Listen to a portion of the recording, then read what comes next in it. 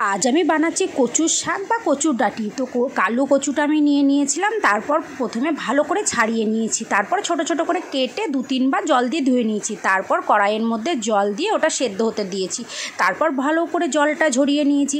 এদিকে কড়াইটা মুছে ভালো করে বসিয়ে দিয়েছি, তারপর তেল, পাঁচফোড়ন, তেজপাতা দিয়ে এখানে জিরে, আদা, কাঁচা লঙ্কা, রসুন দিয়ে পেস্ট করে রেখেছিলাম, সেই পেস্টটাও দিয়ে দিলাম, একটু ধনে গুঁড়োও দিয়ে দিয়েছিলাম, তারপরে স্বাদ মতন লবণ, স্বাদ মতন হলুদ দিয়ে দিয়েছিলাম। হ্যাঁ, এখানে 2টো ইলিশ মাছের মাথাও দিয়ে দিয়েছিলাম, তারপর একটু স্বাদ মতন চিনিও দিয়ে দিয়েছি, তারপর মশলাটাকে ভালো করে কষিয়ে নিয়েছি।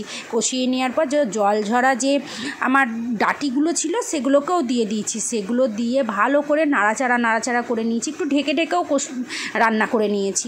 তারপর যখন জলটা ভালো করে শুকিয়ে গেছে তখন এখানটায় আমি একটু সর্ষে বাটা দিয়ে দিয়েছিলাম, তারপর একবারে শুকনো করে নামিয়ে নিয়েছিলাম। এটা খেতে খুব সুন্দর লাগে, তোমরাও